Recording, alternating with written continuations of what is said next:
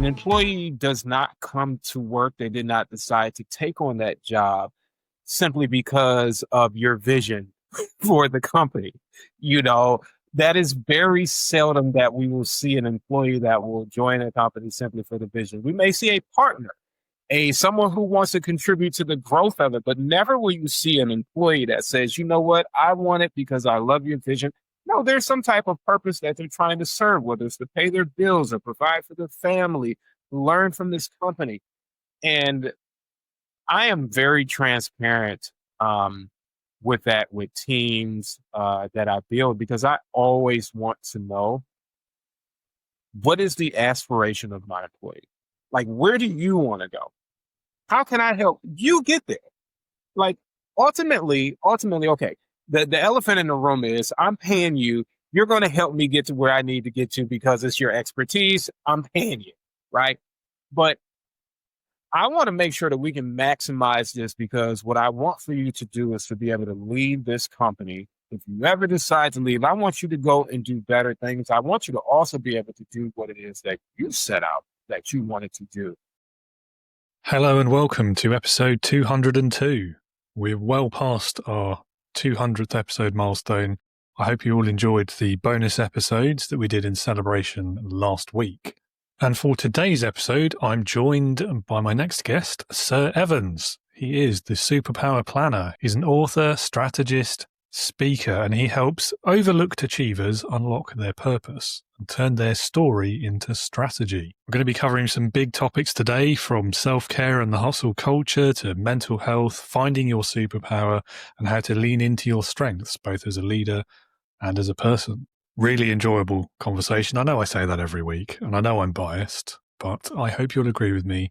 And if you do agree and you do find this episode useful, enjoyable, entertaining, educational, or other words also available, please let me know. Leave me a review wherever it is that you're listening, or a rating if you can't do a review. All of them are seen and appreciated, and in the next 100 or 200 episodes, you may even get your review read out in a special episode. See also episode 199 from last week if you don't know what I'm talking about. If you would like to build a deeper understanding and skill set in leadership, if you're looking to expand your knowledge and improve your practice of leadership, and perhaps are seeking or thinking about seeking guidance or leadership support, do please pay a visit to my website. It's on the screen and in the show notes. It's leadingwithintegrity, all one word, .co.uk. So it's leadingwithintegrity.co.uk. And on that website, you will find articles, resources, plenty of free stuff in the resources tab at the top there, including my free PDF guide to taking your first steps as a leader. You can take my Leadership Heroes quiz, find out who from the universe of many sci-fi settings might be your leadership hero based on the answers that you give about your experience of leaders and approach to it. There's also links to book onto my next workshop. You can sign up for the newsletter that is the companion to this podcast. It's called Leader Not a Boss. I know that's surprising. And finally, as always, you are welcome. You are invited to come and join my Integrity Leaders online community. It's for leaders just like you who are looking for that guidance, support, and leadership knowledge. As always, if you have questions, my LinkedIn details are down there too. Do drop me a message, reach out, ask your questions. I'd be very happy to hear from you, and I will do my best to answer your question.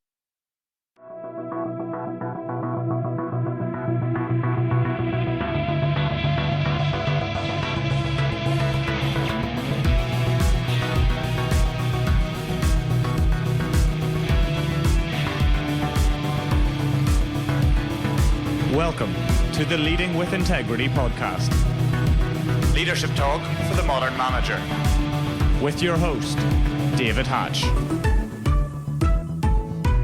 So, welcome to Leading with Integrity. It is wonderful to have you on the show. Great meeting you as well. Absolutely. Thank you for having me. Pleasure to be here as well. Yeah. And I'm really going to push you in at the deep end to kick us off.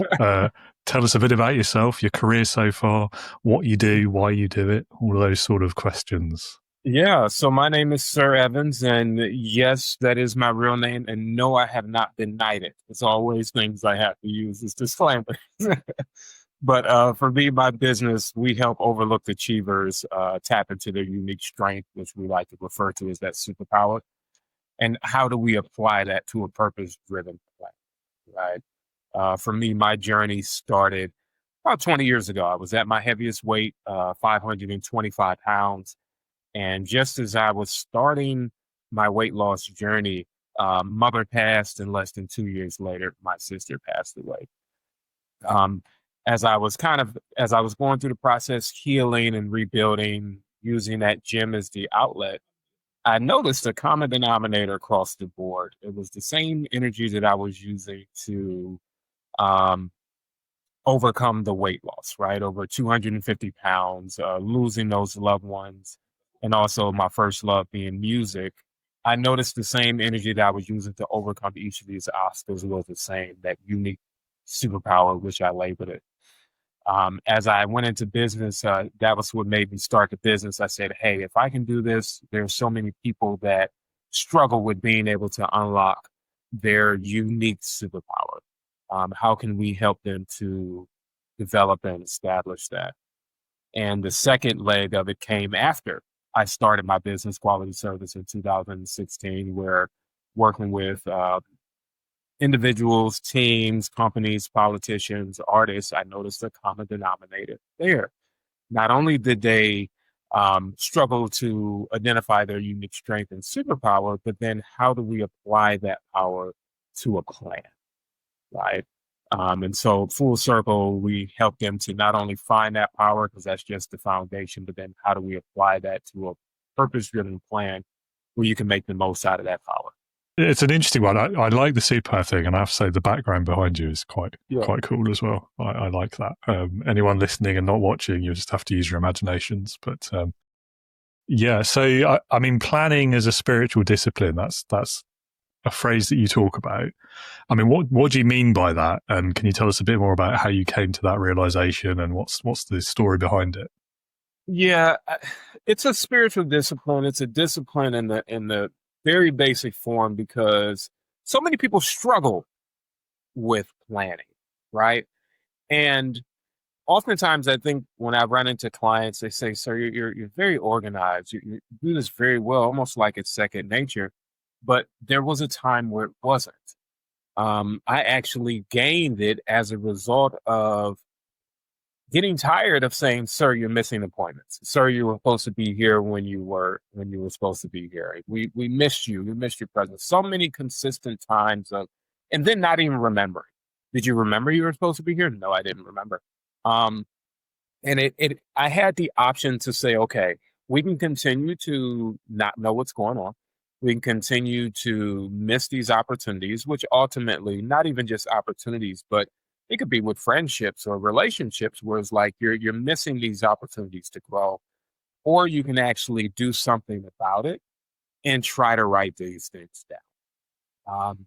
And what I learned, even more importantly, as I began to develop that habit and the discipline got stronger, now it's not even so much about the events that I write down as it is the habits that I'm writing down. What are those daily habits that I need in order to achieve those weekly, monthly, annual goals?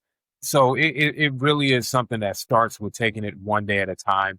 But I think being intentional about what it is that you're writing down, like I said, it's not always an event that you're writing down, but it's oftentimes the skills, habits, and disciplines that we need in order to achieve some of those things, and just getting into a habit of writing them down and letting it reach paper.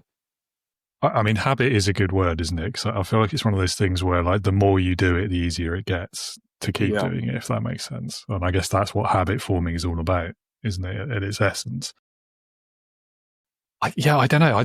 I've always found the planning bit as never. I'm not going to say it's been easy, but it's not something that I've ever found like I don't want to do it. I quite often get the opposite problem. Like, I get buried in the planning and forget that I actually one day have to do it. and execute it and do something with the Yes. plan. I think it depends on the superpower. And it sounds like one of your powers may be your vision, right? Your ability to be able to see, because oftentimes people who have a gift of vision, it's no problem for them to see the ideas. It's actually no problem for them to envision, or in most cases, write them down. For myself, the problem is we get so bogged down in the details that we live in the weeds, right? We live there.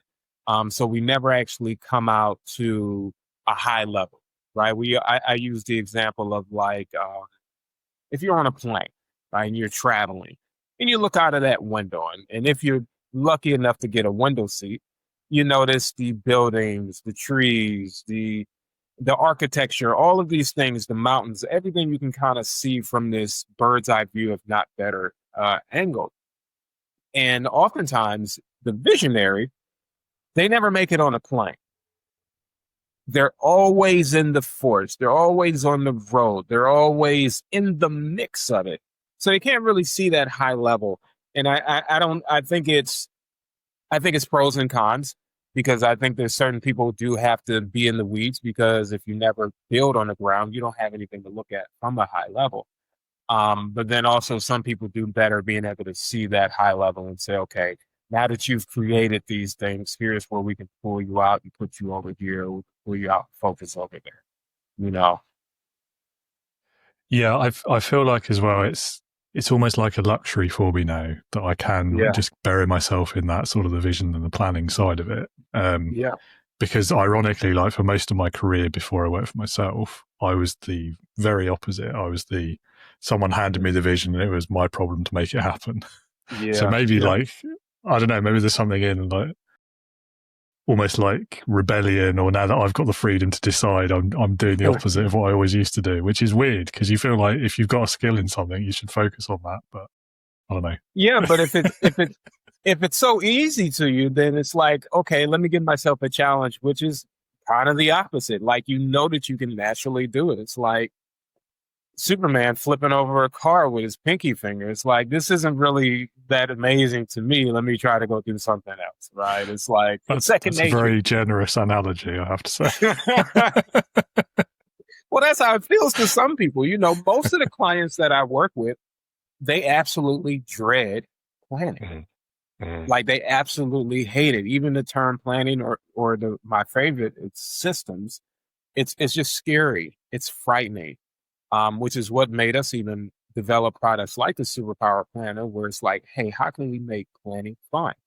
So I want you to definitely give yourself a round of applause, David, because that is not it's not average, right? And one of the things that I tell people is, like, when we think about our superpower, usually we don't think of it as super. It's second nature to us, to the point where somebody from the outside, it's much easier for them to be able to see where our strengths are versus us, because we use them every day and we think they're second nature, you know? Yeah, I can see that. I guess you normalize and you reduce your own skill sets, don't you? Especially being British, like self-deprecation is kind of our thing, isn't it? So, but I find this really interesting, particularly around sort of like the way we understand productivity, the way different businesses, different cultures even define it. Because even between like the UK and the US, like that word productivity can have quite different meanings. So from your perspective and with your experiences, like, can you walk us through those key difference between the aligned planning, the kind of thing that you help people with, that you talk about, versus, let's call it, a traditional understanding of productivity? Like, what are the key differences there? Yeah, I think that's a good question. I think oftentimes the key definition of productivity, especially here in the States, gets lumped in with busyness. It gets lumped in with this nonstop, you gotta go. And it also goes down into how much are you doing in order to get to the next level, right? Where the Superpower Planner framework differs is, yes, we understand that we're striving to get to new levels, and yes, we understand that work needs to be done. But what layers are we peeling back in the midst of reaching these new levels? So, for example, with the framework, you may have you're going to have to break down your goal into different sections. Is this truly a goal that is going to require you to strengthen your mind? Is this a goal that is focused on spiritual health? Is this a career-driven goal, passion? Is this financial specifically? Is it physical? Is this one that's really focused on maybe a weight transformation that you're trying to endure? Or is it family? Is it something where you're trying to strengthen with your family and friends? Because in the midst of this busyness, people will overlap everything and now they're overwhelmed. So now there's this lack of balance, alignment, and rhythm. So how do we, the question that I ask and we answer is, how do we break that down into smaller sections? How can we say, okay, you want a new job at your company? Okay, that may be your career goal, but we also understand that there's going to have to be a mindset change that's in there as well, right? So we may focus on the mindset before we focus on the actual career goal. What are some of the characteristics of this new role that you're trying to pursue? What is a goal that we can establish over maybe the next 3 to 6 months to help strengthen this mindset, while your annual goal may be one that's more focused on the career? But it really focuses a lot on slowing down, still being productive, but being smarter versus working harder with what it is that you're doing with your time. And that is the key point, because we can't do anything, we can't be beneficial to anyone else if we aren't taking care of ourselves, our health, from the inside out. And I'm also a firm believer that our entire life should not be spent getting ourselves together, right? I don't think it takes a lifetime to get yourself together to the point where you can help others and impact others. So how do we make sure that we're peeling back those layers so that we can be the healthiest that we can be and have a rhythm for the life that we're striving to live? I'm always reminded in this conversation about that. I guess it's a cliche, isn't it, at this point? A saying, let's say the whole thing about like you don't live to work, you work to live, or vice versa. And that whole thing around like entrepreneur culture as well, hustle culture, all of these things, like the sort of the implicit judgment around if you're not getting up at 5 a.m., do you even really deserve success? All of that sort of nonsense on social media. Like, and then you look at some of the mental health trends that we've seen since the COVID years, like the increase in burnout rates and all of this sort of stuff, and I guess the impact of remote work as well. It's a massive advantage in a lot of ways, but also it does. I mean, it doesn't even blur the line sometimes between work and home, does it? It just removed it completely for a long time, and that does have an impact. Yeah, and it's interesting. It is interesting. Productivity always fascinates me as well, like the way that sort of traditional definition, like that old school manager, boss type person. Mm-hmm. Productivity to them is, are you sat at your desk from 9 till 5? Yes, tick, you're productive. Yes. I hate that. I don't mind saying it, I hate it. And there's been so much research, even the old research, that supports that just because I'm at this desk from 9 to 5 does not mean that, one, I'm being productive, and two, it requires that amount of time for me to do the task. I always forget the study, but there's a study that was done where we will get a task completed in the allotted amount of time that we have. This is why we see a student that will procrastinate until the last minute to complete a massive assignment, because they know in reality, guilty as well, right? Me too, they know in reality that it doesn't take that much time to complete it. So they'll wait to the last minute. And I always challenge the students. I say, well, imagine just how much better it would have been if maybe you gave yourself an extra 2-3 hours, right? I'm not saying you to use the whole time, because you probably still won't, because you don't need that whole time. But it's like, we will get things done in the allotted amount of time that we see fit, when that's the case, So that productivity is very, as you said, is very interesting, and how it changes culture to culture. And even with the hustle culture, I came up that way. I was naturally engaged and underwater into this hustle culture of where if we're not working, we're not being useful. If we're not up, right? There's no sleep. There's no sleep thing. Oh, well, no days off. All of these toxic, they truly are Yeah, toxic. And I'm sure there's someone absolutely. listening now that says, hey, I subscribe to this. But once again, you cannot function if you're burnt out. And I remember it was so bad for me at a point in time. I was averaging probably 3 to 4 hours of sleep. And I was right on the brink, before I met my wife, I was on the brink of studying a method that Marines and Navy SEALs use to sleep 20 minutes on, 20 minutes off throughout the day. So they, the theory is that they can go from, REM to stage 4. They can get all of their adequate levels in 20 minutes. And thank God I met my wife where we aborted that, and we're getting a healthy amount of sleep now. But that sleep is so important. It does impact your physical. It impacts if someone's attempting to lose weight or get healthier, you're slowing results because your body can't rejuvenate the way that it needs to from the sleep. You're not mentally there. It's not even enough oxygen that's getting flowing to the brain without that adequate amount of sleep.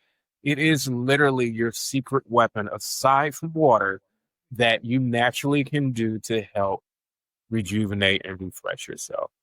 And this coming from someone who truly really operated in that hustle space. And I will say this, after you have survived survival mode, or if you've made it through this hustle mode, I think the beautiful thing is that to look at it as like a switch, something that you can turn off and on. Okay. When I go to the gym in the morning, I turn my survival mode back on because for me, I don't want to go back to 525 pounds. So when I go into the gym, I have a mindset of this is the last day that I'm going to have to work out. Tomorrow does not exist. We're going to go in here.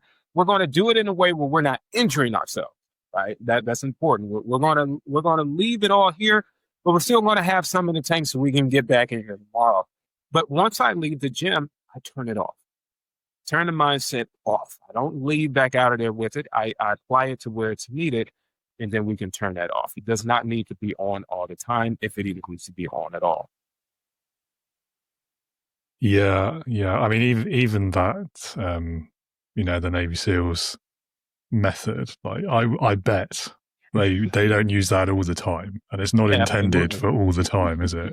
That's Correct. The bit I feel like these sort of hustle style entrepreneurs sort of overlook is, oh, well, these really great and, admirable people use this technique to minimize the amount of sleep they need. Yes, in extreme situations only, not all the time. Like, that's the key, in extreme situations, but they disregard it. And you see so much of that online right now where it's like the facts of the matter have been disregarded to the fad portion or the part that seems cool or the part that seems inviting, but it's not sustainable. It's not sustainable. Yeah, and I mean, I would go so far as to argue it's not appropriate for the vast majority of workplaces or situations either. Like, absolutely. You can admire and aspire to those standards and these remarkable individuals. Yeah. But you've got to also, like, by the same logic almost, you've got to understand that they operate at such an excessive level compared to you. They operate in a situation the average person is never going to encounter, nor would they want to. Yeah. So why on earth would you take their... like, I'm sure there's some lessons that are applicable, but things like this, that's mad. It's like the example where you said about waking up at 5 o'clock in the morning. Yeah, it's the same thing. So let's use that as a more practical one that people feel like they have to fall into, right? So first of all, I'll use myself for example, and I would probably not get up as early as I did if I did not have reasons for getting up this early. So there's been times, I think up until we have a 1-year-old daughter, up until then I was up at about 7, 8 o'clock, right? For a couple of years. And before that, I was up at 3 or 4 in the morning. Okay. There was a reasoning, and that reasoning has come full circle. So, for example, I have clients that are in a different time zone. Okay. When I'm going to sleep, they're waking up. So if I have any conversations that I need or want to solidify before they get their rest, I can get them done in that early morning. I also like to make sure that I'm spending time spiritually. I also want to make sure that I can get a workout in before anyone else in my home is awake. If we have a baby, when she's up, everybody's up, my wife. So I say, okay, in order for us to do this, we're going to have to wake up earlier. We're just going to have to, just based upon what we need in order to maximize this day. But if those weren't the case, I could still get the most out of my day by waking up, several hours later. You have to be able to understand what your journey calls of you. It does not require you to wake up at 4 or 5 o'clock because your competition's up at 4 or 5 o'clock and you got to beat your competition up. That is not a sustainable answer for why you're getting up, right?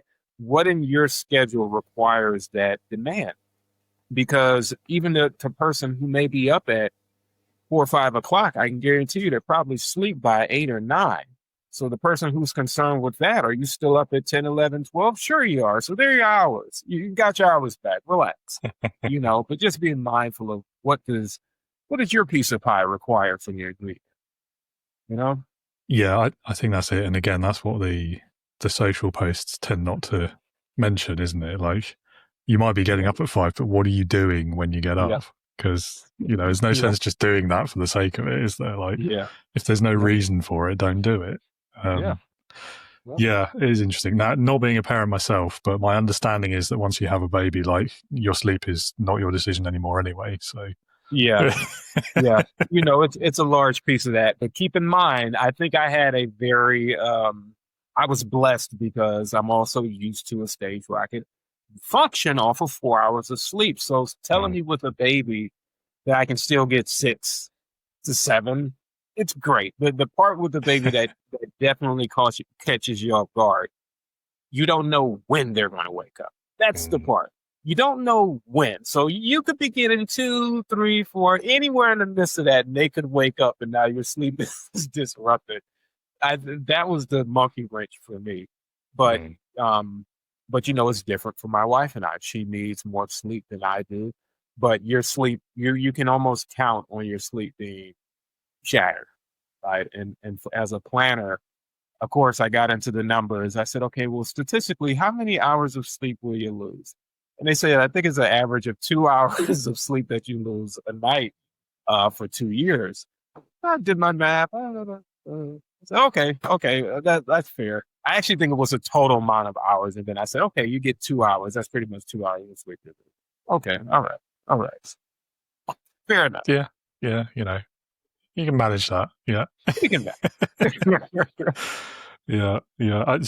I mean, the sleep thing, just generally, I mentioned burnout earlier. Like, I think almost without exception, I whenever I speak to a burnout expert or specialist or mental health expert, almost without exception, the first thing they say about ways to combat it, ways to preempt it, ways to recover from it, get a good night's sleep, is always first on the list, with maybe like 1 or 2 exceptions that I can't remember off the top of my head. And I think that's quite telling as well. So overrated. Underrated. So underrated. Yeah. Especially the younger you are, the more you score it lower on your priority list. Yeah. I slept a lot more when I was younger, I think. Me too. Especially as a teenager. Like, you wouldn't see me before 11 in the morning. Like, you needed it. We always do. It's just so I'm not sure I did. I'm not sure I did. I think I was just lazy. But you don't see any of those posts. And it's funny that you say from experts, you don't see any of that online. You don't see anything about sleep, and getting rest being at the top of the list. In most cases, it's not at the top. Yeah, I mean, unless you specifically have gone out of your way to follow experts like that who are talking about it. No, you're right. It's usually the people posing in front of Lamborghinis and things that they've hired for the day or whatever, and talking about their 5 a.m. start. Anyway, let's move on from that. I'm going to start sounding bitter otherwise. Yeah.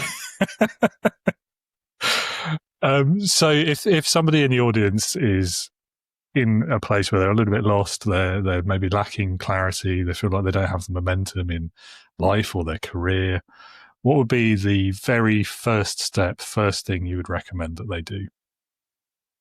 I think one of the things is maybe to kind of recognize what season that you're in. Um, is this a season where maybe you're trying to figure out what that next move is?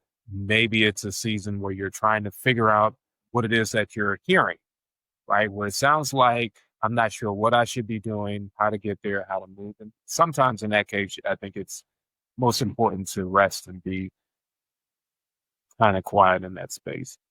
But recognizing what season you're in, I'm a firm believer that it's always our time if we're here in the flesh, right? If we're, living, breathing, it's your time. It's your time, but it may not always be the ideal season that you're looking for. So being able to understand, okay, this is my time to grasp whatever is for me in this season. Oftentimes we'll throw the baby out with the bathwater if it's not our season, where it's like, I have no idea what I'm doing here. Like, it's wintertime. I have no idea what I'm doing here. Why am I in this winter season? I got to get out of here as fast as possible. But every season comes with its purpose, and having that ability to say, okay, I'm here intentionally. We try to get through seasons with a blur, but just intentionally, what am I doing here? And what do I need to get out of this? That would probably be the first one. The second thing that I also would recommend is they kind of go hand in hand. It's like, okay, well, I kind of got an idea of what season I'm in. I need you to recognize the power that you have in that season, right? And that requires a lot of reflection. So, and when I see it in so many clients is one of the reasons we get ruts longer than we should be. It's because we don't understand the power that we used before we got into the rut and the power that we often use in the midst of it and that we'll use to get out of it. So I always recommend people to say, there's a test that we use, but even simpler than that is ask someone close to you, what is that strength? What is that unique power that you have that no one else has quite the way that you have? Right? It's very easy for someone closest to us to tell us. And then I asked them, well, I want you to think about as many opportunities. I recommend writing it down, but when do you remember using that in your past? What are some of the memories that come to your mind as you think about that? Whether it's in your family, whether it's in school, experiences, culture, environment, community, where are the times that you saw yourself using those strengths? And they're not always good situations. We oftentimes use our powers for not so good things as well. But the key ingredient is to say, okay, when have you seen this? Because using that to build that momentum oftentimes is what we need in order to get out of it.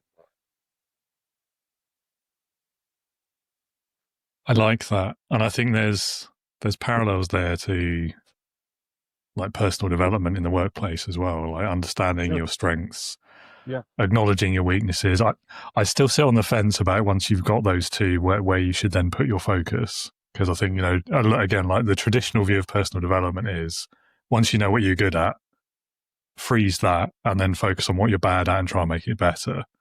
But then there's also a newer school of thought that's like, no, if you're bad at it, forget it, put it aside, focus on what you're good at. And, I don't know, like I swing back and forth on that as well. It's what I think, David, I think it depends on the person because I'm very torn on that as well. And there's even certain tests like Strength Finders. Strength Finders specifically focuses on your strengths. They don't mention your weaknesses at all because they don't want you to really focus on your weakness. They want you to focus on your strengths.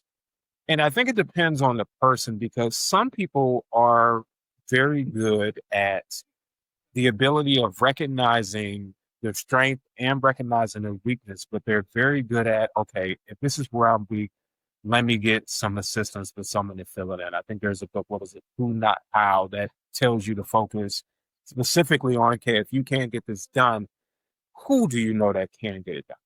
And some people thrive at that a lot better than others do. They can think about who they've encountered, who they know.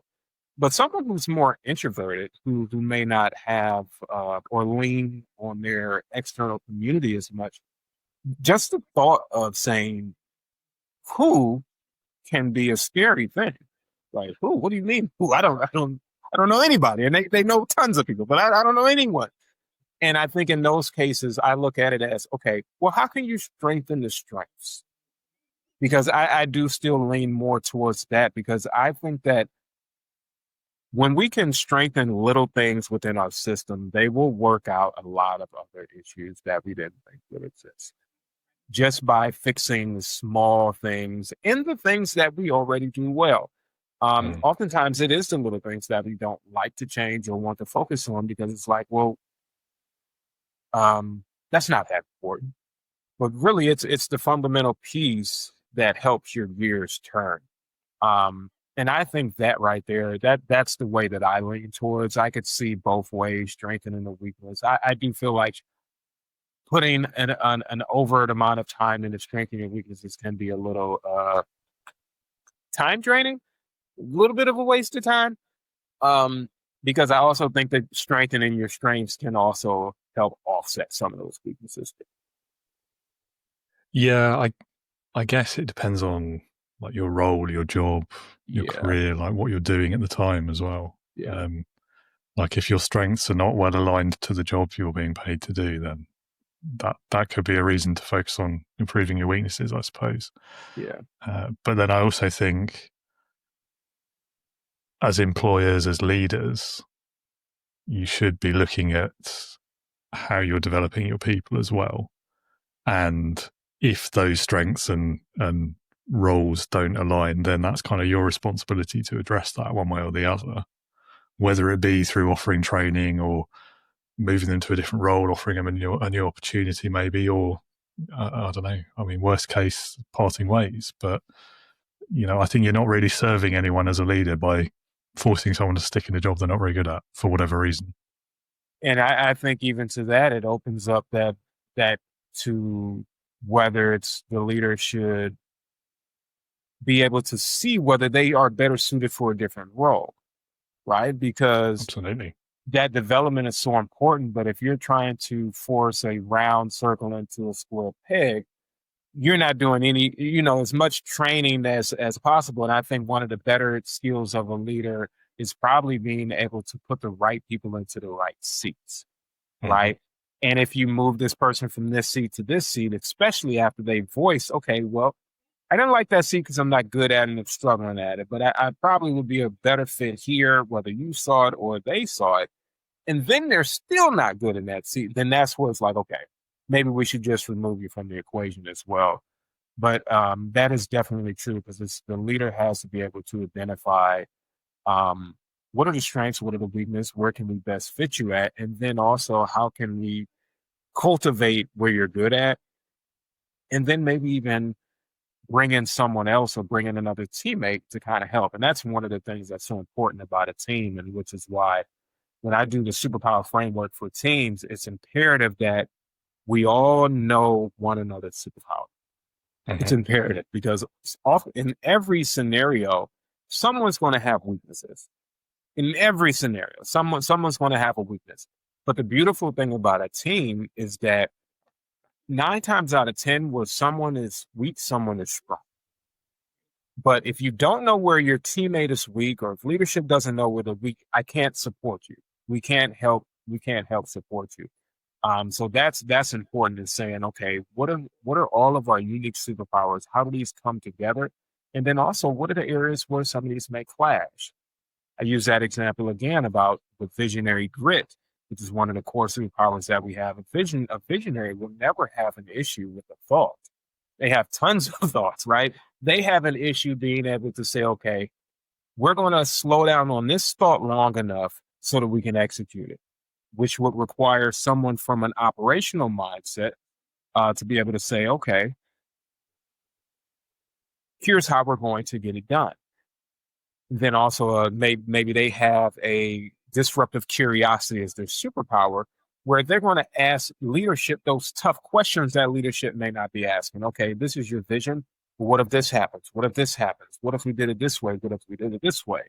in most cases that can come off as burdensome for someone who's asking so many questions, but that is their superpower, to be able to probe and see holes in a system that the average person wouldn't see. So being able to understand where we come together, where we may have our challenges, and where we can actually help bring this thing full circle. Yeah, definitely. I think there's a point. I mean, it's that whole kind of team design aspect, isn't it? And understanding where the gaps are and having that strategy to fill them. I think also, though, I mean, obviously, like the perfect employee, the perfect worker, perfect person doesn't exist. But even if they did, there's still only one person, and there's only so many hours in the day. So, holding off for that perfect person to fill a role, you'll never find them anyway. But even if you did, they're still just that one person. So you can't just have a team of one, can you?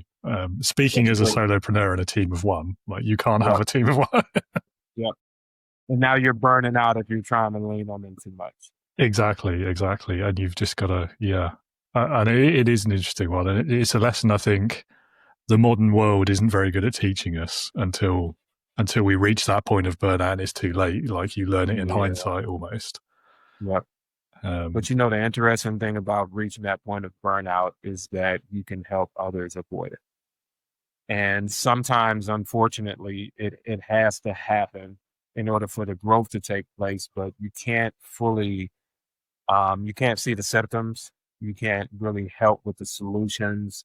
Of course you can to a degree, but it's much more efficient, although it takes a harder path to actually experience burnout, get there and say, okay, this is what it looks like and this is what we're looking for so that we can help others, Absolutely. Yeah. I mean, I didn't even really know what burnout was when I had it, when I went through it. I only know now because I've learned since what it is. And I look back and I was like, okay, yeah, actually, now I understand what that feeling was. Yeah, absolutely. Yeah. Same for me, Yeah. And again, I think part of that is because it's just, I mean, I think this is changing. I think there's quite a lot of people talking about it now. But, back then for me, I mean, this was sort of 6-7 years ago. Well, things have continued. They continue to pick up. And, we had a moment with the pandemic where the world shut down, right? And even in the midst of that, there was a popular phrase going around where if you don't learn anything in the midst of this, then you failed yourself in this pandemic. Like if you didn't learn a new skill. So now you even have people in a state where things are supposed to slow down, feeling as though they're speeding up. And then once that was removed, and now you have this rev up. So now we are back outside. We have to make up for lost times. We have to make up for new times. And it just increases the speed of how we're moving. So it's not a surprise that we're seeing it talked about more frequently because more people are burning out. And I think about when I first experienced it, I had no idea. And it didn't happen overnight.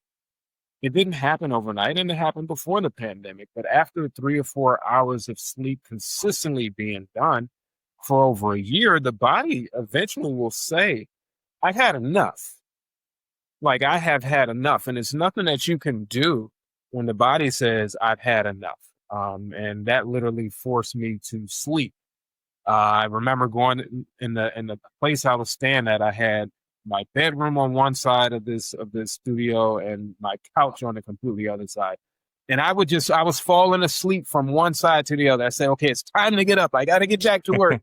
And I made it back to the other side and I'm sleeping again. And I'm like, okay, this is new, but there was no way around it. The body was literally saying, no, I need sleep. Like I'm not doing this anymore. And I think just being able to experience it, you don't want people to have to find out the hard way, right? Because absolutely.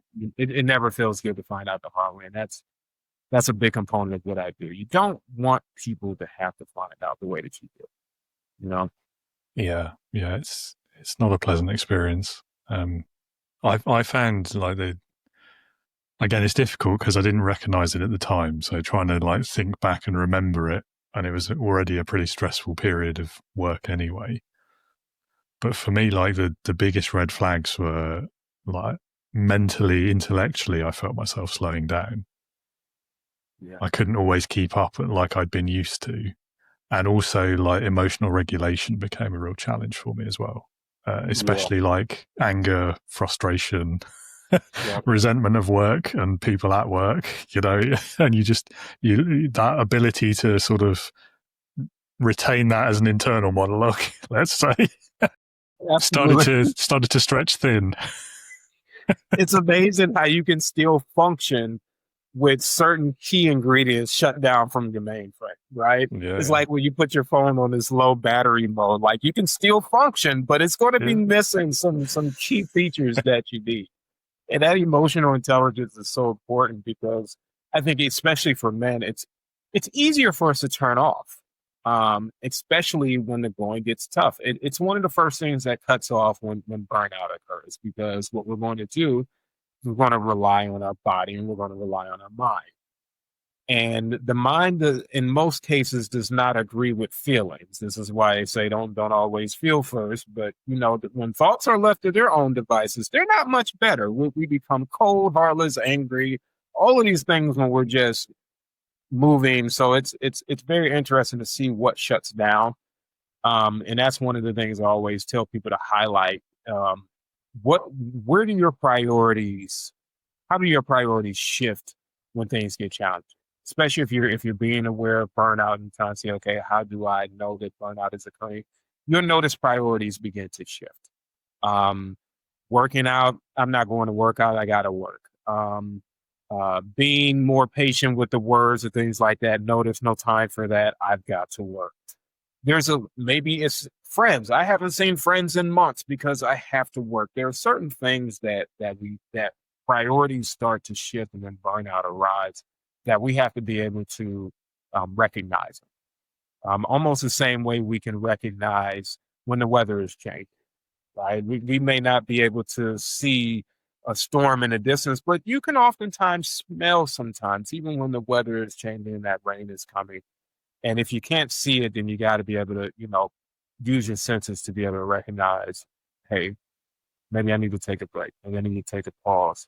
And even having people around us that we love and trust and respect enough to say, hey, you know, maybe you should take a break. Or friend group, hey, haven't seen you out in a while. I have a running joke with some of my friends. They say their joke is, sir, we need you to stop working on your rocket ship. I'm outside. That's when I know that I've been working too hard. So are you working on that rocket ship again? We need you to come outside. So just having that community, I could be able to say, okay, we want to see you, or just come up for air, take a break, take a pause. Yeah, definitely. Change is as good as a rest, isn't it? As they say. Yeah, it's yeah, I like the weather analogy as well. That is a good one, a good way of thinking about it. Yeah. Because, you know, we run into the storms. Of course, there's been times when we've seen that storm, didn't know it was coming, right? But you run into enough storms, and now you have to start to be able to examine what happens when the weather's changing. Like, what's happening in my life that's triggering? Because a lot of times we are creating different circumstances that trigger certain burnout. Sometimes we're not. Life is always going to happen, but if you're blindly going through it, I can guarantee you're probably creating more stressors initially. Once you begin to recognize how the storm's coming in, when they're coming in, you'll notice that some of these you're contributing to, and then some of them you're not. Here's how I can better prepare for it. Indeed. Yeah, looking out for the change in the wind, I guess. Yeah. There we go. I like that. Yeah. I like that. Yeah. I mean, the other way to look at it is you can't really do anything about the weather. So, I don't know. Let's move on. A buddy of mine just told me, he said, you got to be able to smell the BS. I said, that's good. So simple, but it was the analogy of, if you're walking along that path and you've been walking down it long enough, you should be able to smell the debris that's on the road, right? You don't always have to step in it, you should be able to smell it well before Mhm. you've arrived at it. That analogy, it even connects with the weather too. But I thought that was good. It's like, yeah, you should be able to have other Yeah. cues that arrive as you get better at navigating what's coming along. Yeah. Yeah. I mean, on a tangent, that makes me think about it. So, like the irony of how good humans are as like lie detectors and smelling the BS, Yeah. except quite often when it's lies we're telling ourselves. And I do find that quite interesting as well, quite amusing on occasion. Yes. Yes. Very much so. Very much so. You got to be able to call your own out as well. But we do it so smoothly and effortlessly. We Yeah, tell ourselves the best ones also. We save the best for ourselves, you know. absolutely. Yeah. But yeah, even recognizing that. And that's where that self-sabotage comes in. That's where we are Mhm. creating more of those scenarios than we typically would, because we're telling ourselves, well, it's not raining today, and clearly it's raining out there, right? Or it's snowing. I hate how cold it is, but actually it's the summertime, and you've just conditioned yourself to another cold spell, and now you have to endure it. But those lies that we tell ourselves are so imperative. I would even ask the question to why are we telling ourselves those lies? It's different for everyone, but what is the reason that you feel like that lie is a better option than the reality allows you? So definitely a quiet time question. Yeah, absolutely. I think one of the examples I see most often, I've done it myself, I've seen loads of people do it as well, is being in a job you know isn't right for you, or a workplace that you know is maybe not harmful, but it's not the best it could be for you as an individual. And the lengths that you can go to rationalize why you're not going to do anything about that, and why actually it's okay because, or yeah, this isn't quite right, but I sort of need this paycheck for that reason. And it's so easily done, and you don't realize in the moment at the time. And it's only much later when you look back, you're like, what on earth was I thinking? Yeah. All that time, it's a scary place. And but I do see that very often with the workplace. And one of the things that I was always reminded of, and we kind of use one of the analogies, but you were never supposed to die working a job, but you were designed to die working, right? And oftentimes I think that is really, people get into jobs that does not reflect their work. It does not reflect what they're good at. It reflects a paycheck and something that can sustain, some bills or things like that. But your work is truly what you're gifted at. It's what you do well. It's what you do best. And being able to find a role that compensates you is where that job and work overlap. But oftentimes it's like, okay, what is it? Life comes so fast and it comes so consistently that we don't take enough time, going back to that productivity, to be able to ask ourselves, what is it that I really want to do? What is it that I've been called to do? What jobs does my superpower feed? Right? What jobs does my natural strength provide for? Because we're living also in a time where the job market is, oftentimes people don't want to work in the job market. We're seeing a lot of entrepreneurs that want to start businesses without understanding how to follow, how to build a workforce because they haven't worked in a workforce. And how do we take that and also say, okay, I'm going to take my talent somewhere where they're appreciated and somewhere where I can excel. And it's that fear, because also, big companies do a very good job of keeping clients, I wouldn't say happy, but they do a very good job of covering the bases of what an employee needs. Not maybe what they want, but covering the basis of what they need with sprinkles of what they want on there. And those sprinkles is like, okay, well, this is enough for me to maintain. This is enough for me to maybe even think about on the weekends what I want to do. The weekends come, you don't think about it. And then in those extreme situations, they keep you so busy that you don't even have time to think about what the next move is. And that's where we see 5, 10, 15, 20 years, zip by. And this is why a lot of clients that I work with are people who have been in corporate America for 15, 20 years, and they consider themselves late bloomers, right? When it's like, I'm late to the party and now I want to do something that I love.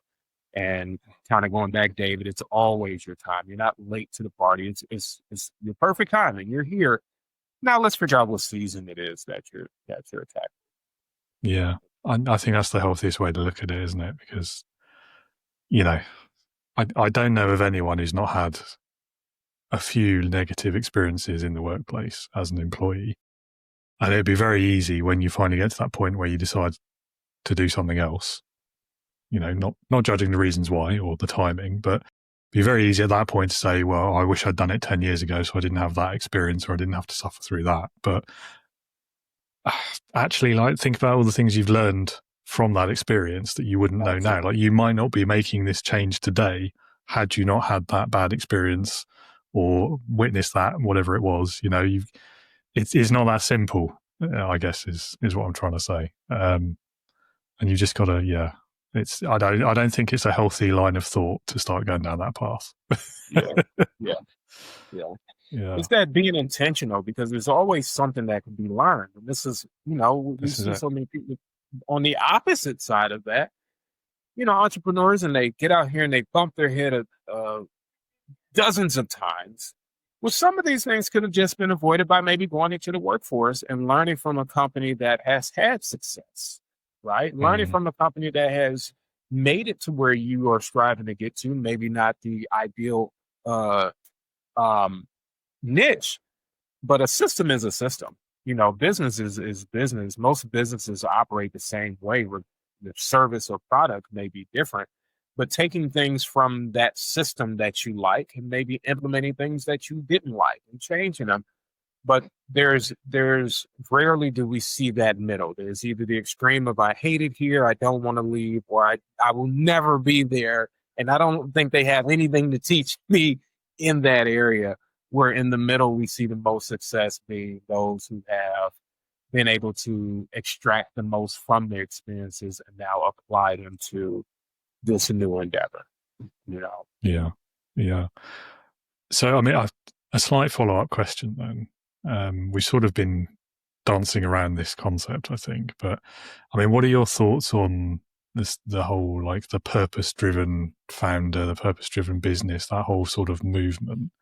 And how do you see that kind of lining up with, I guess, what we've been talking about, really, where it's that difference between your skills and what you're good at, your strengths, if you like, and what you love doing, and what does it say for your career if those two things don't match as well? Like, you love doing something but you're terrible at it, or you're really good at something but you hate doing it. So I think it's important to make a distinction between your purpose and your passion. Uh-huh. I often think that someone may be passionate about something that they're not necessarily good at. Sure, you can learn. But I think your purpose can be done whether you're good at it or not. And you're going to always develop at it because it's your purpose. It's your reason for giving. It's your reason for whether you're doing a A-list job or a F-list job. It's your purpose that's being called out. So for me, I'll use this as an example. My purpose is to change lives through the power of planning. We want to see them transform, and ultimately through that superpower, but also understanding I'm nothing without the higher power that gives me my superpower, right? So that is my purpose. My purpose is very simple. Change lives, transforms lives through the power plan. That's it. That's it in a nutshell. Now, this passion thing gets overwhelming. This passion thing is what says, okay, well, let's write a book. Let's do a tour. Let's do keynote. Let's do music. Let's partner with this business and do this. Let's do that. Let's try something brand new that we've never tried before that we probably aren't good at. But it helps to get our purpose complete, right? Passion is what leads to burnout faster than purpose. Because passion doesn't always align with your purpose. Like it's like 100 people trying to get into the door, but the door isn't designed for everybody and everybody can't get to it, right? And that's why it's important to separate. So it's like, understand your purpose. Understand that first and foremost. I don't think that passion, if you truly have passion, first of all, it's not going to run out. If you feel passionate, someone with the opposite problem, I'm just not passionate about anything. Focus on your purpose. What is the purpose that you want to fulfill? What is the purpose that you feel you've been called to fulfill? Because passion will lead to burnout if it's unbalanced. If it's just raw passion, keeping you up every day, keeping you going without that purpose, it's going to lead to burnout. There's been several times where my passion has written a check that I couldn't cash, but my purpose ultimately still paid the bills, still got me through a season, still got me through a transition. The purpose is the statement of God will never put more on your plate than you can handle. Passion is when we go back and we try to put extra scoops on the plate and say, God, take care of this too. Go ahead and take care of this too. And I know that you're in the UK, but the example I love to use is Thanksgiving, right? People want Thanksgiving plates all year round. They want the whole plate full to the brim, and that's just not the reality of it. So what is your purpose and what is the meal that it requires? And the passion will naturally follow, but understanding your purpose and the importance of it, you know. Yeah, no, I do like that distinction. I think it is worth a lot more thought, particularly for people starting a business to do one of these things. Absolutely. Do you think as well, like a purpose is generally like you probably only have one of those, maybe not in your life, but probably at a time, whereas passions, people can have quite a few of those, can't they? Like, yeah, I do think you probably have very few purposes, if not one in life. I don't know if I've seen anybody. Well, I think that they all still have the same root system, right? You still got the same root system, because I'm thinking about the different hats that I put on over time, right? We've put on entrepreneur, we put on husband,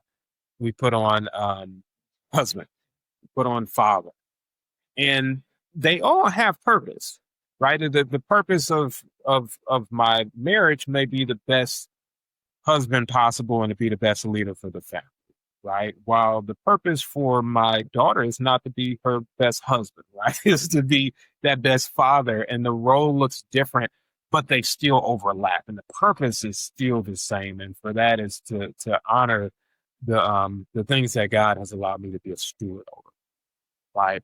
So the purpose is same, looks different, passion kind of overlaps, but it's different passion even still. Passion I have for my wife is, of course, not the passion I have for my daughter, but the purpose still aligns. And I think it's so important to distinguish them, because they can get blurry, and oftentimes you will allow passion to rev you up when it should be purpose. It's like, we've got to get this done because I'm passionate about it.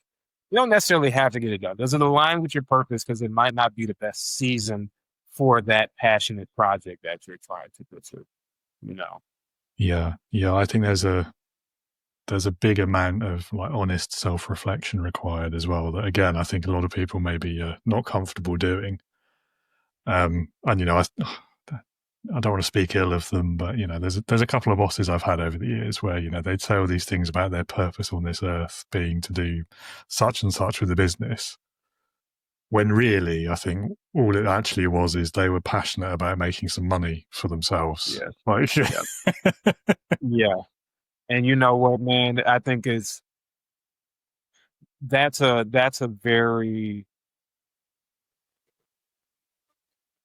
tricky place, because that purpose does not leave when you're starting a company, right? At the end of the day, at the end of the day, a business owner should be putting their employees into a better position, right? An employee does not come to work. They did not decide to take on that job simply because of your vision for the company. You know, that is very seldom that we will see an employee that will join a company simply for the vision. We may see a partner, someone who wants to contribute to the growth of it, but never will you see an employee that says, you know what, I want it because I love your vision. No, there's some type of purpose that they're trying to serve, whether it's to pay their bills or provide for their family, learn from this company.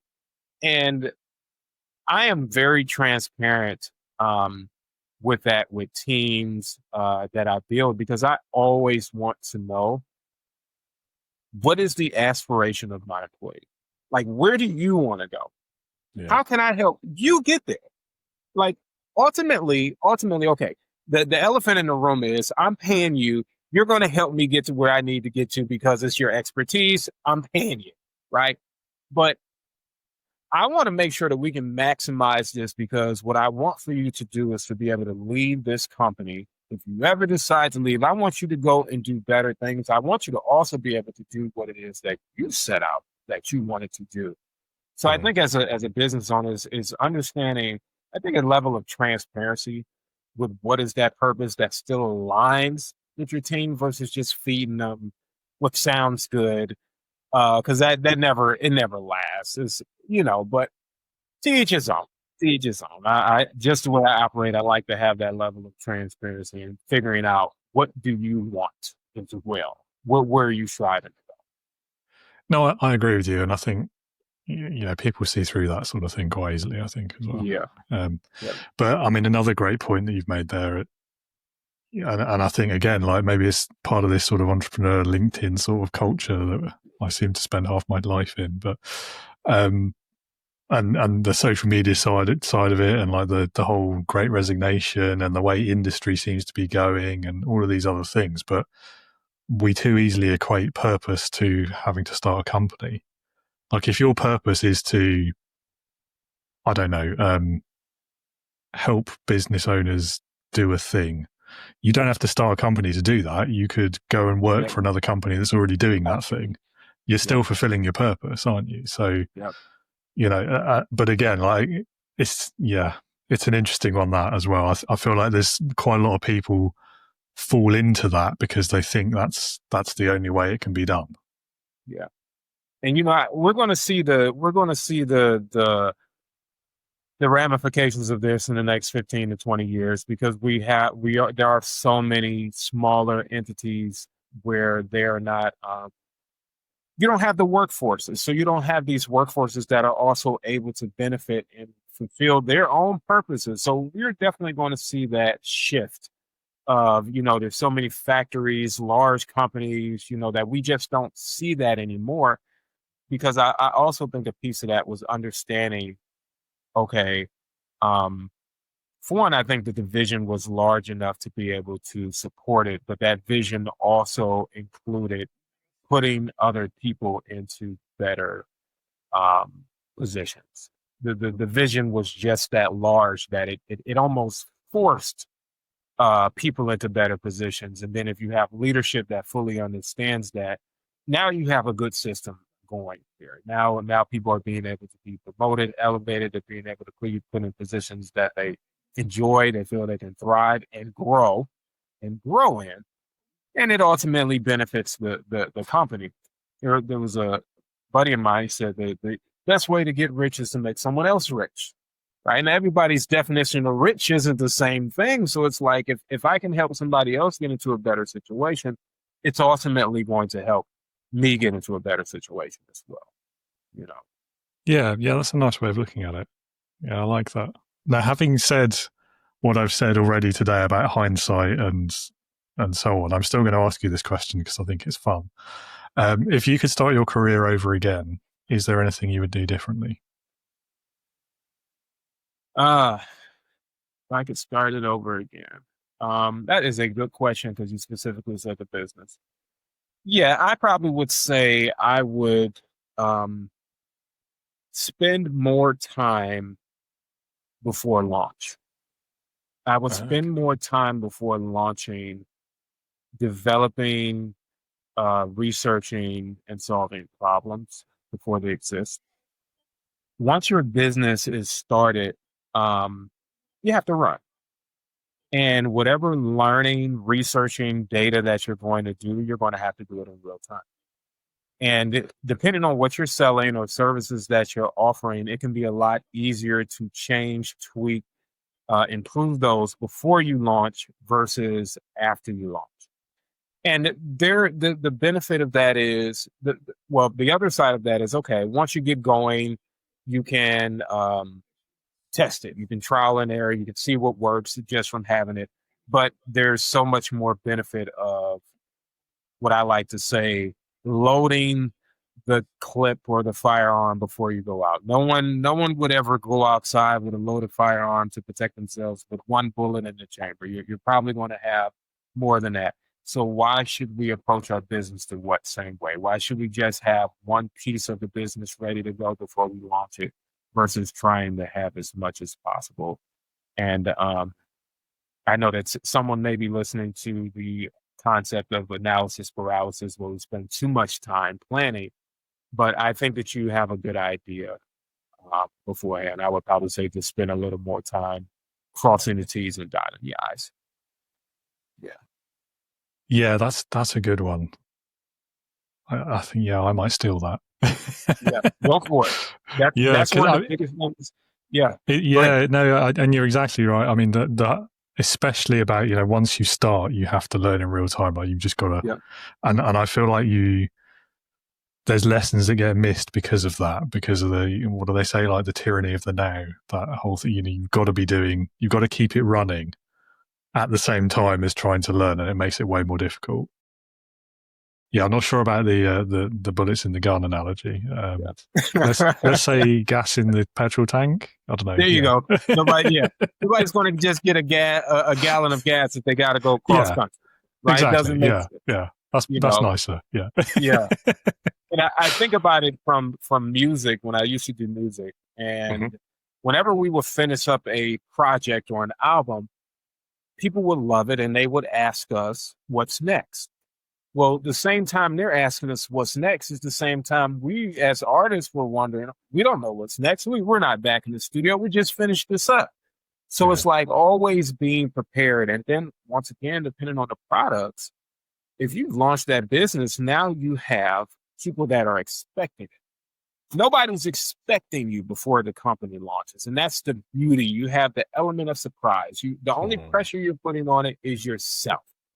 But once you have elevated this, now you have people that are looking for it. So that's what makes it so challenging for you to pivot, work things out, research, because now you have to do all of those things while still supplying for the audience that you just launched this business for. Yeah, I think, financially it makes sense as well, especially if you're still working while you're planning this future company. Yes. That's definitely something I wish I'd done differently. I don't think you can ever have enough startup money. Like you can never have enough. Like I would probably say that, Bill Gates, if he had Bill Gates' money now when he first started, he'd probably still say, we probably need more money for where we're going in the next 15 to 20 years. Like you can never have enough startup money. So that's a very important piece. And I'll also share this one too, because I thought this was very good. I would focus on understanding the numbers as just as much as I understood an area that I didn't like. So that goes to the weakness versus strengths in business. You need to know those areas. You don't need to be Albert Einstein, but you do need to know these areas. I think one of the biggest reasons, so you don't get taken advantage of. It's good to have the fundamentals of the areas of your business, because if you don't, you can easily be sold, anything. Absolutely. Yeah. Yeah. Much as I try to resist the going down the weaknesses route, like if you're not good at the numbers and you're planning to start a business, I mean, that's got to be there's good at, and then there's like basic level understanding that you need to have to run a business. And it is, there are quite a few. That's one of those areas where the weakness you can't just completely hand it off, or especially not your finances. You No, gotta exercise that muscle. You just have to. absolutely. You have Absolutely. to. Yeah. And, I mean, you can go and hire an accountant. And I mean, that's what I do, definitely. But Right. I'm sure it's the same in the States. But in the UK, even if you have outsourced that work, you, as the company owner, director, you are legally liable for whatever the numbers say when they get reported. So you've got to, unless you're perfectly comfortable just taking that risk of prison time without knowing what it is that the thing says. I mean, maybe some people are, I don't know. Right. But me, not so much. Same logic here. But unless you're comfortable taking that risk, you need to do the famous phrase, where you need to do your due diligence. You have to do your due diligence. Because nobody's going to do it for you. Nobody's. Well, exactly. Yeah. Well, nobody can really in that particular example. Yeah. I should say, my accountant is excellent, and there's never been any trouble there. So great. That's good. She's amazing. So, yeah. But I only know that because I check and I read the numbers that she sends me. So there we go. Yep. Yeah. Well, sir, I have one final question. This is the mandatory one. Every guest has to answer this one, so we have to do it, I'm afraid. It's called Leadership Heroes. Leadership Heroes. So if you had to pick one person, but it could be literally anyone you could think of, like they could be alive or dead, past or present, real or fictitious as well, but somebody who, in your opinion, would perfectly embody leadership, who would that be for you and why? The perfect person that embodied leadership would have to be Jesus Christ. And I'll say this because the examples that we have of leadership are endless, but they're very diverse. So I'll give you a prime example of why this brings leadership full circle. When we think about Jesus Christ, whether someone believes or not, it doesn't matter. Everybody's heard the name Jesus Christ. We often think of Jesus Christ as happy-go-lucky. We have the hippie Jesus. We have the all-loving Jesus. We even have usually those are the ones that we get, right? Rarely do we see angry Jesus. Rarely do we see, if any, someone would say angry Jesus, right? But the reason why I say even this leader, because leaders see all emotions. And it's up to this leader to be able to process these emotions with thought, logic, and understanding. So there is a scripture where there are children that are trying to get to Jesus. They're trying to get to Jesus so that they can be healed, so that they can be near him. And his disciples, in so many words, say, "Nuh-uh, kids, you're not coming over here. This ain't the time. He's healing. He's doing big things right now. And we don't need you over here," right? So Jesus hears this, and the word says that he becomes indignant. He becomes angry. And I am a big fan of the concordance, where we can kind of break down some of the original words. Old Testament's written in Hebrew, New Testament's written in Greek. So I like to go through the concordance so we can see what is the original Hebrew word. English is a very it's a watered down language, right? It's not as colorful as a lot of the other words that we derive their origin from.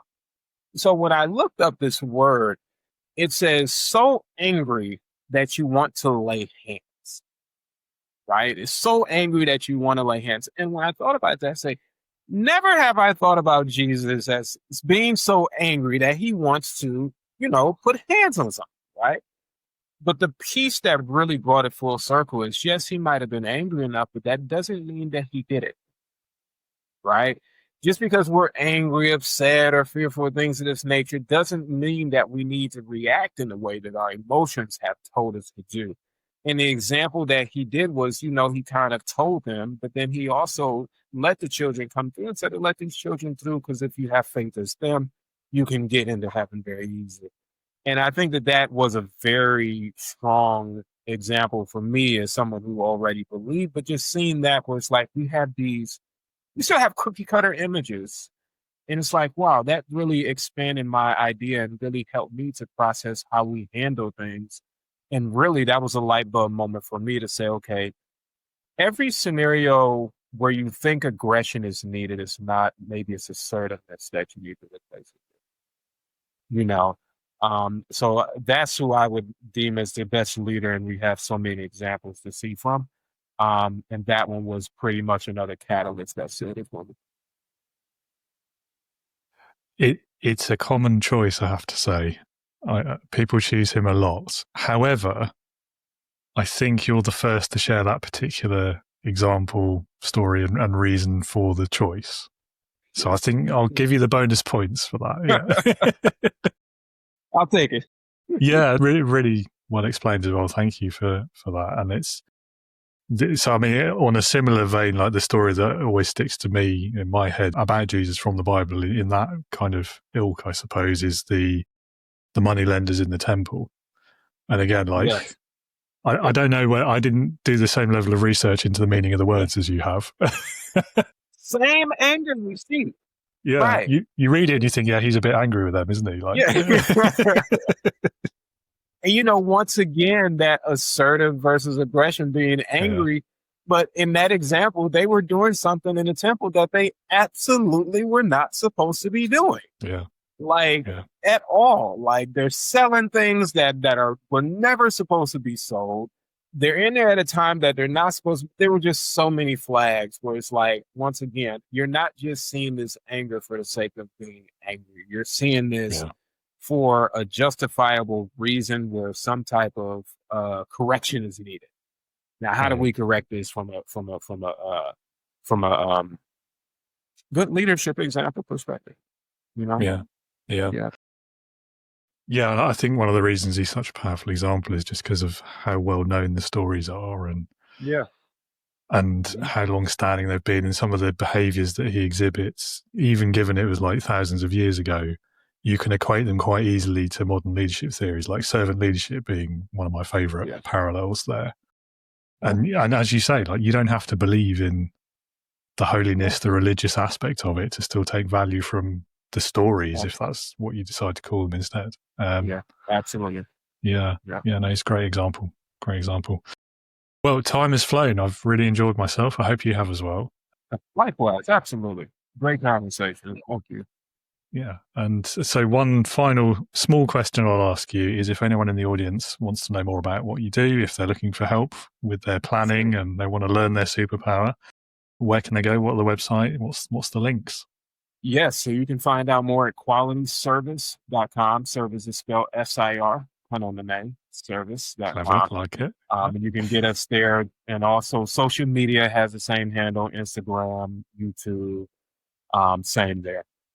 We are actually wrapping up the book for What is Your Superpower? We're willing that'll be out at the top of the year. So if you're more curious about finding out that superpower, how to strengthen it and protect it, it'll be there. And Quality Service is a place to go. And I will put those links down in the show notes so everyone can find them easily. Excellent. Well, thank you so much for your time. It's been great, and have a great rest of your day. All right. You as well, David. Thank you. Thank you, sir, for a very enjoyable, relaxed conversation. It was great talking with you. Listener, viewer, if you would like to learn more about Sir and what he does, if perhaps you're looking for help with your planning and your strategy, do check those links down in the show notes, click on the things, learn the stuff, and maybe get in touch with him as well. If you're listening to this show because you are a new or struggling leader, perhaps you're a first-time manager, or you've founded your first business, or you've just taken the step up into a more senior role than you have before, and you just can't seem to get the right outputs from your team. You're struggling with those difficult conversations. You're feeling those imposter feelings. You don't feel as confident as you would like to be. Then I invite you to drop me a message. Let's talk leadership together and see if perhaps the Integrity Leaders membership or any of my other leadership services or programs could be helpful for you. There's no pressure. As you can tell if you've listened to this podcast today or before, I just genuinely love talking about it and will happily do so for hours on end without any real charge to you. So you don't have to buy anything. If you just want to have a conversation, I'm always open to that. How to do that? You'll find my LinkedIn profile in the show notes. That's the best way. Connect with me, send me a message. Let's start a conversation. And as I mentioned at the beginning, you can also check out the website. It's leadingwithintegrity.co.uk if you would like to learn more. Hope to hear from you and look forward to chatting with you very soon. Well, that's all for this week. Feels weird only doing one episode a week after last week, but there we are, back to normal service as promised. Join me again next week when I'll be chatting the power of coaching and a bit of history as well with my next guest, Mr. Anil Erkan. Hope you'll be back with us then. In the meantime, stay safe, start working on that strategic plan for your leadership. And as always, be a leader, not a boss.